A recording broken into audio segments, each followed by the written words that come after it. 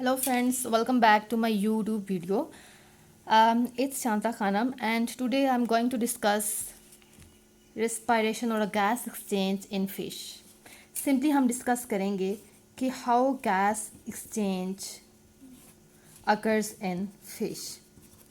अब पहले हम ऑलरेडी अपने चैनल पे डिस्कस कर चुके हैं कि ब्रीदिंग सिस्टम जो है वो ह्यूमन के अंदर कैसा होता है, ह्यूमन के अंदर गैस एक्सचेंज कैसे होती है और किस तरह से सारा फंक्शन जो है वो परफॉर्म होता है. But today we are going to discuss only fish, that how gas exchange occurs in a fish. अब देखिए स्टूडेंट्स कहते हैं कि गैस एक्सचेंज जो फ़िश के अंदर है ये अगर हम नोट्स से करते हैं तो ये डिफ़िकल्ट होता है. वैसे मैं अपने हैंडमेड नोट्स यूज़ करती हूँ, लेकिन आज मैंने स्पेसिफिक जो है फ़िश की गैस एक्सचेंज के लिए हैंडमेड नोट यूज़ नहीं किए और प्रिंटेड फॉर्म यूज़ कर रही हूँ. सिर्फ इसलिए ये रीज़न है कि स्टूडेंट्स जब इस तरह से नोट्स यूज़ कर रहे होते हैं जो कि सिंपली हैंडमेड नहीं होते, तो उनको चीज़ें टफ़ लग रही होती हैं. उनको लगता है कि हमें फ़र्स्ट लाइन से लेके लास्ट लाइन तक सारा का सारा जो है वो रटा लगाना है. No, never. आपको कभी भी ऐसा नहीं करना होता कि आपको फ़र्स्ट लाइन आपके लिए ये फ़र्ज़ नहीं है कि आपने कुछ भी मिस नहीं करना. ऐसा नहीं होता, हमें ऐसा करना होता है. आज मैंने ये आपको ट्रिक देनी है कि किस तरह से आप एक नोट्स के थ्रू जो है किसी नोट को लेकर आप वहाँ से आसानी से अपनी कुछ चीज़ें इंपॉर्टेंट चीज़ें जो है मेमोराइज़ कर लें, और बाकी जो उसमें एक्स्ट्रा मटेरियल होता है उसको आपने कैसे नेगलेक्ट करना होता है. ठीक है, तो चलिए जी स्टार्ट करते हैं आज का video. Gas exchange in fishes.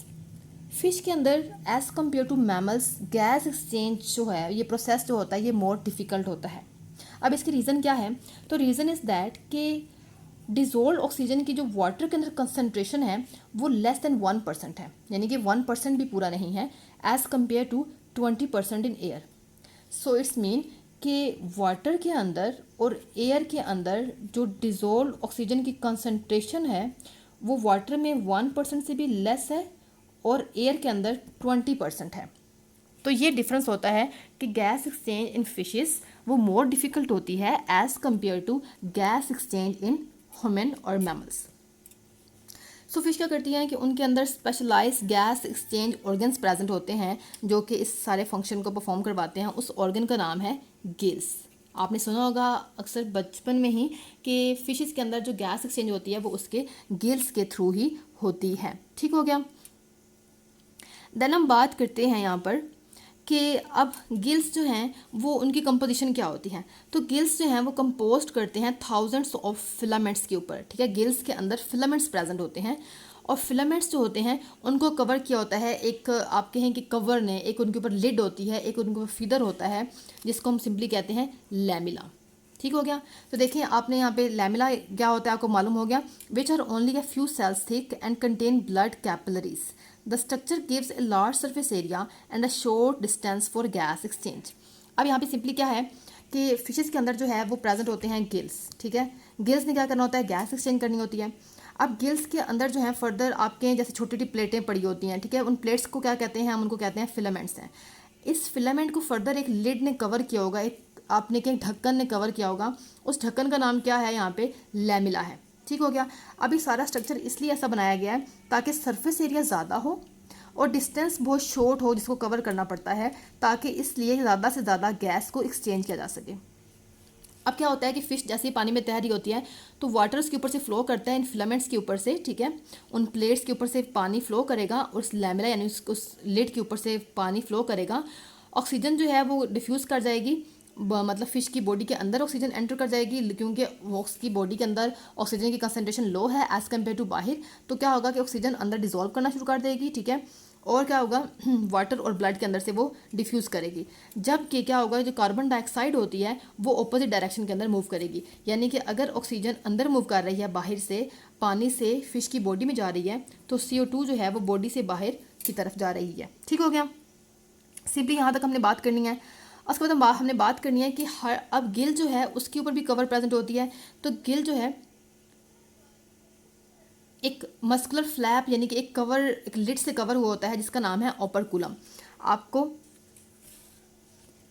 Simply यहाँ पे दिखाऊं इस डायग्राम के अंदर, तो ये देखें यहाँ पे आपको नज़र आ रहा होगा तो ये ओपरकुलम है यानी कि गिल कवर जिसको हम सिंपली कहते हैं, जिसने गिल को ऊपर से ढका हुआ होता है. ठीक हो गया. ओके जी, फिर हम बात करेंगे गिल्स जो होते हैं इतने थिन होते हैं, इतने पतले होते हैं कि ये अपने आप को जो है वो सपोर्ट भी नहीं कर सकते, ठीक है। इसलिए हम कहते हैं कि विदाउट वाटर, कि अगर पानी के बगैर इनको रखेंगे तो ये अपने आप को सपोर्ट भी नहीं कर सकते, कि इतना थिन होते हैं, ठीक है। और थिन इसलिए होते हैं ताकि कि उसमें से जो कंडक्शन है यानी कि जो गैस एक्सचेंज है वो ईजिली की जा सके। इतने पतले होते हैं कि अगर हम फिश को पानी से बाहर निकाल के रखते हैं तो वो गिल्स जो है जिससे कोलैप्स कर जाते हैं, मतलब एक दूसरे के अंदर यूं बिल्कुल मुड़ जाते हैं, बिल्कुल जुड़ जाते हैं, ठीक है। तो उनकी वो कोलैप्स कर जाते हैं, ठीक हो गया। सो हमने ये फ़िश की एक्सचेंज के अंदर इतना सा टॉपिक यहाँ से किया, देखें। फिर हम बात करेंगे सिंपली यहाँ पर कि फ़िश जो होती है वो कॉन्टीन्यूसली वाटर को पंप करती है अपने गिल्स के ऊपर से, इसलिए ताकि वो ऑक्सीजन को कॉन्टीन्यूसली लेती रहे और CO2 को रिमूव करती रहे।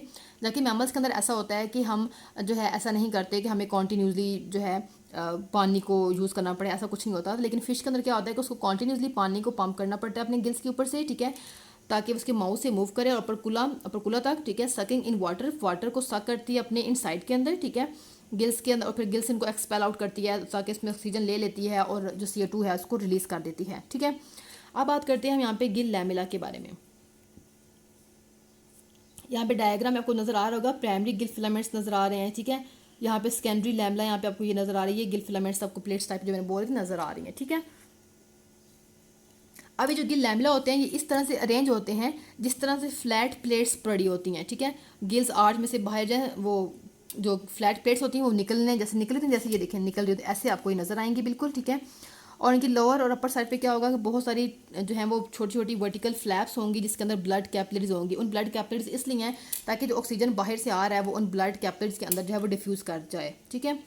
और जो है इस कैपिलरीज के अंदर जो है वो ब्लड मूव कर रहा होता है ऑपोजिट डायरेक्शन के अंदर, ठीक है। वाटर अगर समझो इस तरफ मूव कर रहा है तो वो ब्लड जो है वो इस तरफ मूव कर रहा होता है उन कैपिलरीज के अंदर, ठीक है। और इस प्रोसेस को हम बोलते हैं काउंटर करंट फ्लो सिस्टम।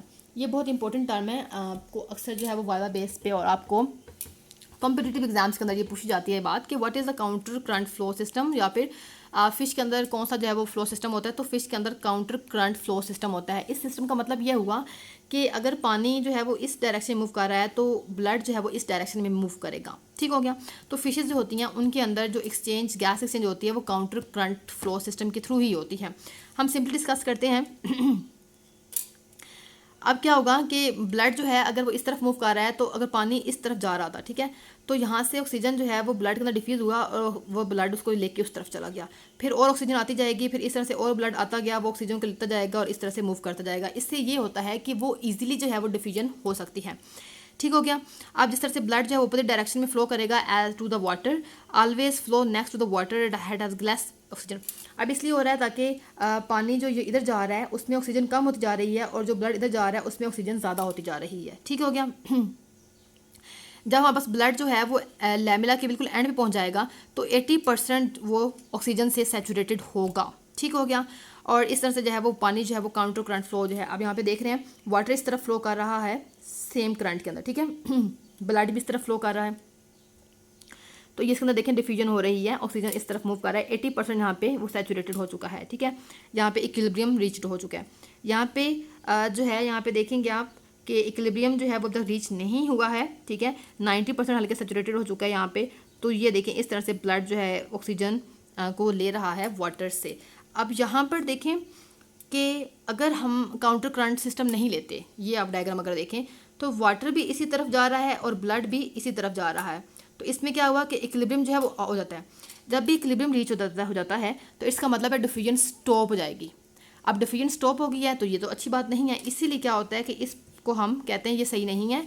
यहाँ पे इसको देखते हैं कि ब्लड वाटर उस तरफ जा रहा है, ब्लड इस तरफ जा रहा है, तो ये होता है काउंटर करंट फ्लो। इसमें क्या होगा, कभी भी इक्विलिब्रियम नहीं होगी, डिफ्यूजन कॉन्टीन्यूसली होती रहेगी। पानी में से वाटर ऑक्सीजन लेता रहेगा और वो मूव करता रहेगा और ऑक्सीजन वाटर ब्लड में से CO2 जो है वो वाटर के अंदर मूव करके बाहर एक्सपेल होती जाएगी। सो ये बेस्ट होता है इसलिए फिशेस के अंदर काउंटर करंट फ्लो। जबकि ये जब एक ही डायरेक्शन के अंदर यूनि डायरेक्शन के अंदर फ्लो करेंगे ब्लड भी और वाटर भी, तो वो फ्लो के अंदर क्या होगा कि वो जो एक्सचेंज हो रही है वो एक टाइम ऐसा आएगा जब वो एक्सचेंज बिल्कुल स्टॉप हो जाएगी। क्यों? क्योंकि इक्विलिब्रियम एस्टैब्लिश हो जाता है। फिर उसके बाद अगर हम देखें डायग्राम के अंदर तो ये गिल का सेकेंडरी लैमला आपको नज़र आ रहा होगा जिसमें ब्लड जो है वो लैमला के अंदर से फ्लो कर रहा है। तो that is not important as it is. आप सिंपली यहाँ से डायग्राम देखते हैं, वाटर जो है वो इनसाइड जा रहा है, बक्कल कैविटी उसको एक्सटेंड कर रही है और यहाँ पे बकल कैविटी क्लोज कर चुकी है क्योंकि वाटर जो है इस फोर्स्ड आउट ओवर गिल्स, तो वाटर क्योंकि पानी जो है वो गिल्स से आउट जो है वो फोर्स कर दिया गया है। ठीक है, तो ये आप सिंपली डायग्राम बना लें। उसके बाद आप जो है इस डायग्राम को भी यूज़ कर सकते हैं, ये भी बिल्कुल वही थी जो मैंने आपको पीछे बता चुकी हूँ। ठीक है, इसके अलावा अगर आप ये टॉपिक जो है वो राइट कर रहे हैं तो आपने फ़िश की डायग्राम जैसे में अच्छे से बना लेनी है। ठीक है, जिसके अंदर आपने उसके सारे पार्ट्स जो है एक्सप्लेन करने हैं। फ़िश गिल के आप यहाँ से डायग्राम ले लें, इसकी यहाँ पे लेबलिंग जो है वो कर सकते हैं। और ये डायग्राम जो है आपने काउंटर करंट फ्लो के अंदर मस्ट बनाना है। ठीक है, क्योंकि ये एक इंपॉर्टेंट डायग्राम है और अगर आप ये बनाते हैं तो इससे क्या होता है कि एग्जामिनर को ईजिली पता चल जाएगा कि आपने इसमें क्या चीज़ एक्सप्लेन किया है। ठीक है, so that was all about gas exchange in fishes. If you like my video, do like and subscribe my channel and please press the bell icon to get all notifications. मिलते हैं next video में, तब तक लिए अपना बहुत सारा ख्याल रखिए। शानदार को इजाज़त दीजिए, मिलते हैं नेक्स्ट वीडियो में। अल्लाह हाफिज़।